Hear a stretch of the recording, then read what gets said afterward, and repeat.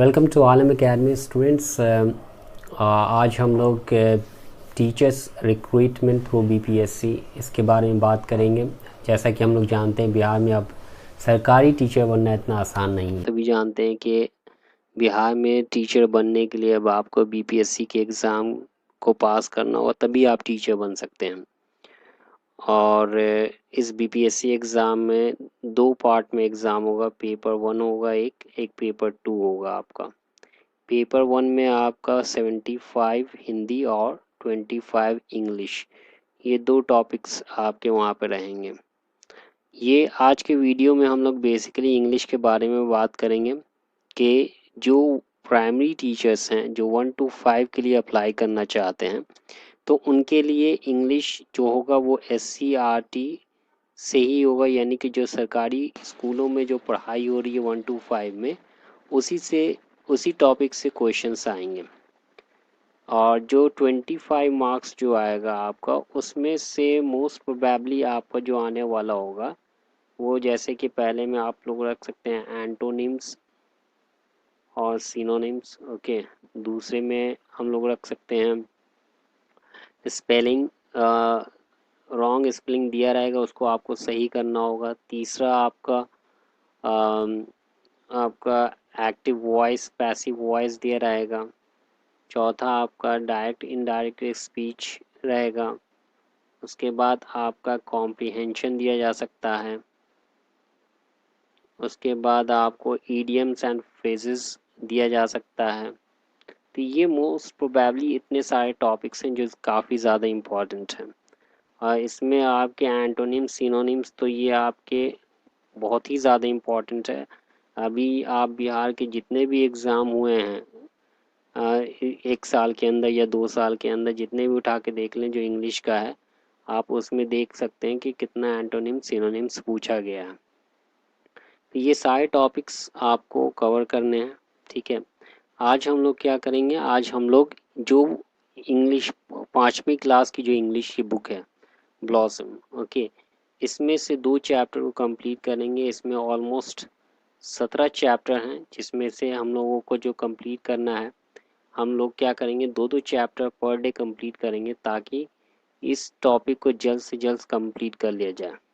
English जो 5वीं class का इंग्लिश है, क्योंकि फिर उसके बाद 4थी क्लास का इंग्लिश होगा, तीसरे क्लास का इंग्लिश होगा। तो ये सारे इंग्लिश को हम लोग को कंप्लीट करना है। तो 2-2 चैप्टर अगर हम लोग लेके चलते हैं तो ये हमारा जल्दी से जल्दी कंप्लीट हो सकता है। और इससे रिलेटेड जो भी टॉपिक्स हैं, सब टॉपिक्स मैं आलम एकेडमी चैनल पे डालते रहूँगा, आप लोग उसको विज़िट करते रहेंगे। तो पहला जो चैप्टर हमारा नोबडीज़ फ्रेंड, और दूसरा चैप्टर है the smell of the bread and the sound of money.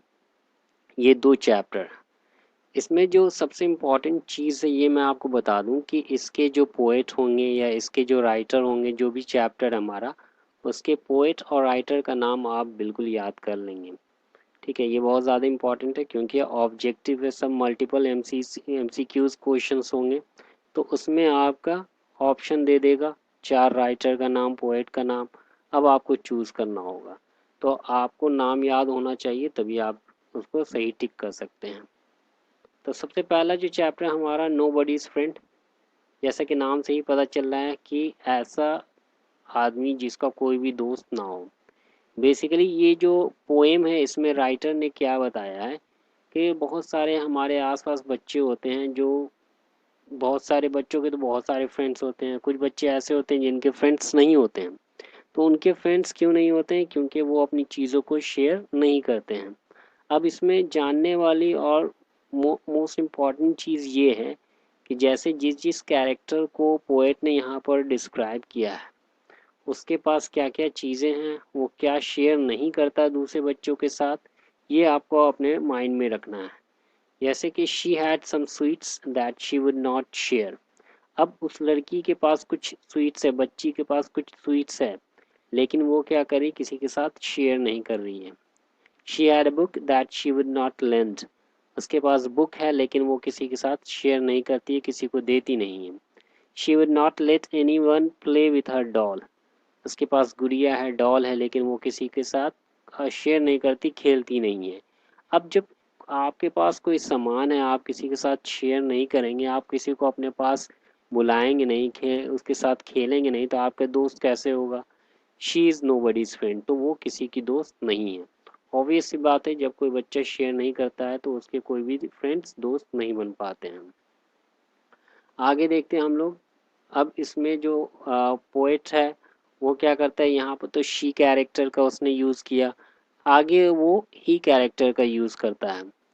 He had some toffee and ate every bit।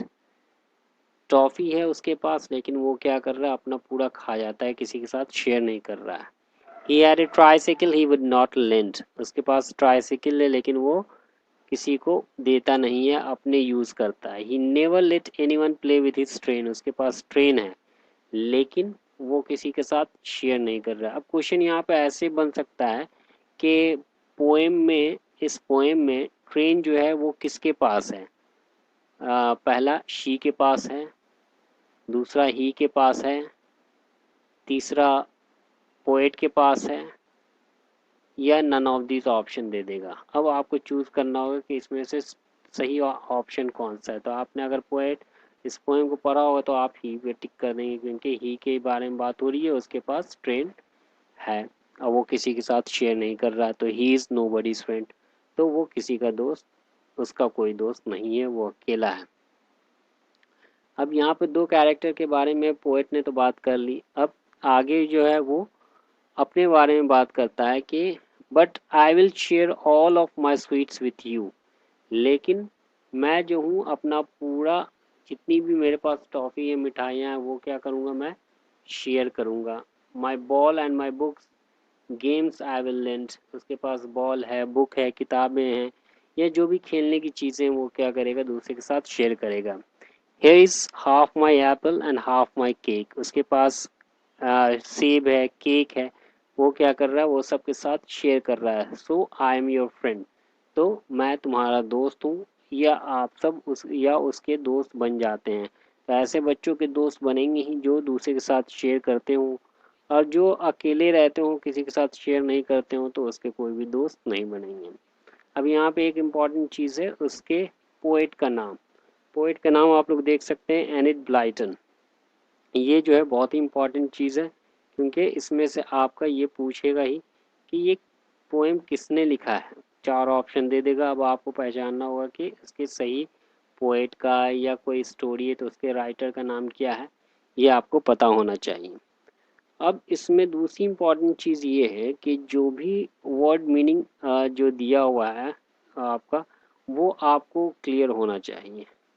जैसे इसमें शेयर है, लैंड है, ट्राइसिकल है, तो इससे रिलेटेड आप एंटोनिम सिनोनिम्स भी आप तैयार कर लेंगे, प्रिपेयर कर लेंगे, क्योंकि ये पूछे ही जाने वाला है, बहुत ही ज़्यादा इम्पॉर्टेंट है।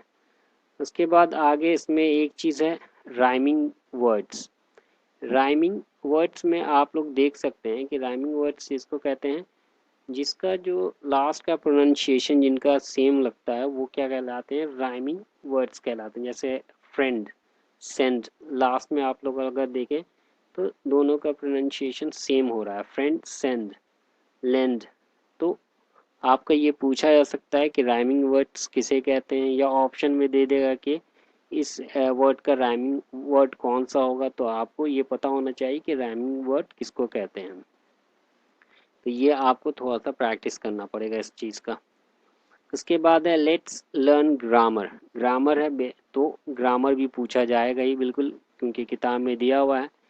यहाँ पे दिया हुआ है in sentence 2 and 4 A and in sentence 5 and denotes 1, where in case 1 and 3 some denotes more than 1। okay, so basically यहाँ पे a and और some का यूज़ किया गया है।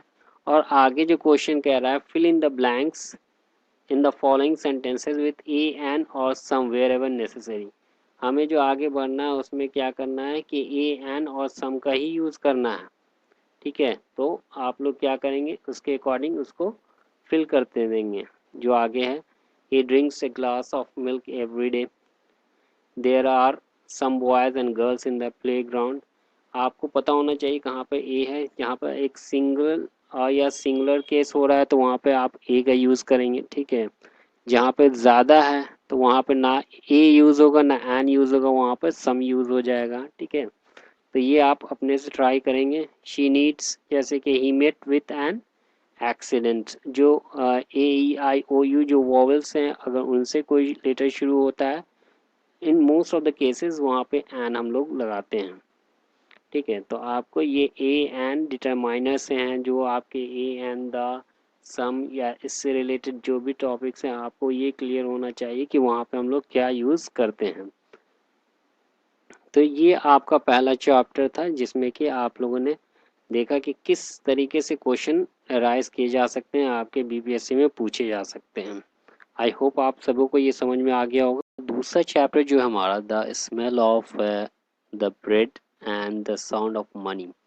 ये कहानी है, बहुत ही मज़ेदार कहानी है, ठीक है। अगर आप लोगों ने पढ़ाया होगा तो आप लोग भी जानते होंगे इसके, अगर आपने नहीं पढ़ाया तो इसके हम लोग एक बार पढ़ लेते हैं इस कहानी के बारे में। There was a stingy baker but he baked delicious bread. अब आपको करना क्या है इसमें, जो इम्पॉर्टेंट चीज़ ये है, जैसे स्टिंगी है, ठीक है, कंजूस बेकर है, ठीक है। तो आपको इस का वर्ड मीनिंग आपको पता होना चाहिए, इसके एंटोनिम्स, इसके सिनोनिम्स, इसको प्रिपेयर कर लेना आप लोग को। There was once a stingy baker but he baked delicious bread. Delicious है, ठीक है। अब इसका एंटोनिम क्या हो जाएगा, उसके तैयारी कर लेना आप लोग को। इससे क्या होगा, जैसे जो जो वर्ड्स आप लोग को मिलते जाएंगे उसको अगर प्रिपेयर करते जाएंगे आप लोग, तो फिर ये एंटोनिम्स और सिनोनिम्स आपका काफ़ी स्ट्रांग हो जाएगा, और इससे आप जो है कोई भी क्वेश्चन जो आएगा वो आप आसानी से बना सकते हैं। तो आप इस चीज़ का ध्यान रखेंगे। कहानी है कि एक जो था बहुत ही कंजूस बेकर था, ठीक है। बेकर जो होता है रोटी बिस्किट ये बनाने वाले को बेकर कहते हैं। But he baked delicious bread, और या पाव रोटी। तो अब ये जो था बेकर, ये बहुत ही मज़ेदार, बहुत ही टेस्टी ब्रेड बनाया करता था। ये एक बेकर के बारे में बात चल रही है यहाँ पर, ठीक है। और तो इसमें जो कुछ वर्ड्स आपको जो आए उसके आप नोट डाउन कर लेंगे और उसका एंटोनिम सिनोनिम्स आप प्रिपेयर कर लेंगे। There was a poor man, he wished to enjoy sweet smelling bread, but he did not have money, so he would not stand outside the bakery every day. So he would stand outside the bakery every day enjoying the nice smell of baking bread. अब वहाँ पे एक गरीब आदमी है बेचारा, ठीक है। और वो हमेशा क्या करता है, चूंकि उसके पास पैसे तो होते नहीं खाने के लिए, तो वो क्या करता है, उस दुकान के पास जा करके बस उसकी अच्छी खुशबू जो होती है ब्रेड की, वो उसे सूंघता रहता है और उसी से अपना मन और पेट भरते रहता है, क्योंकि गरीब आदमी है, पैसे हैं नहीं उसके पास खरीदने को। तो वो हमेशा, उसका रोज़ाना का रूटीन डेली यही था कि दुकान के बाहर जा कर के उसका वो जो नाइस स्मेल आती थी, खुशबू आती थी, उसको एंजॉय करता था। बेकर जो था वो उसके इस हरकत से बहुत ज़्यादा गुस्सा हो जाया करता था। देखता था कि रोज़ाना मेरे दुकान के सामने आ करके वो क्या होता है कि इसकी खुशबू लेते रहता है, तो इस बात से वो बहुत ज़्यादा गुस्सा आ रहा था। और उसने एक दिन सोचा कि अगर ये रोज़ाना मेरी दुकान के सामने आ करके स्मेल लेता है मेरे ब्रेड का, तो इसको उसके पैसे पे करने चाहिए। ये बेकर की थिंकिंग थी। अब चूंकि उसने मांगा लेकिन उसने दिया नहीं, क्योंकि गरीब आदमी था, उसके पास पैसे तो थे नहीं। तब उसने क्या किया, he took the poor man to court. अब वो उसने क्या किया, उस गरीब आदमी को कोर्ट में ले गया। चलो कोर्ट में फैसला कराते हैं, तुम रोज़ाना मेरी दुकान के सामने आ करके उसकी खुशबू लेते हो तो तुम्हें इसे के पैसे पे करने होंगे, नहीं तो कोर्ट में हम अपना केस लड़ेंगे और जीतेंगे। द जज heard the baker's complaints patiently. बहुत ही ध्यान से उसने क्या किया, जज ने बेकर की बातें सुनी। उसके बाद उसने उस गरीब आदमी से पूछा, जज ने पूछा कि do you have any money, क्या तुम्हारे पास पैसे हैं। अब वो गरीब आदमी था बेचारा, उसने क्या किया, अपने पॉकेट को तलाशा, इधर उधर देखा, तो देखा क्या कि उसमें 2 छोटे स्मॉल कॉइन्स हैं, यानी कि छोटे सिक्के, जैसे मान लें कि 1 रुपए का सिक्का या 2 रुपए का सिक्का। This is all the money I have, उसने कहा, ही सेड टू द जज। अब उस गरीब आदमी ने जज से कहा कि यही मेरे पास पूरे पैसे हैं। जज ने क्या किया? द जज took the money from the poor man. The baker was delighted, he smiled and eagerly held out his hand to take the money from the जज। अब जब उस बेकर ने देखा कि जज ने उससे पैसे ले लिए, तब अब ये बहुत ज़्यादा खुश हुआ वो बेकर कि चलो जज ने पैसे ले लिए तो अब पैसे मुझे देगा और इस तरीके से मैं केस जीत जाऊंगा। और वो बहुत ही उत्सुकता से जज अपने हाथों को बढ़ाता है आगे पैसा लेने के लिए।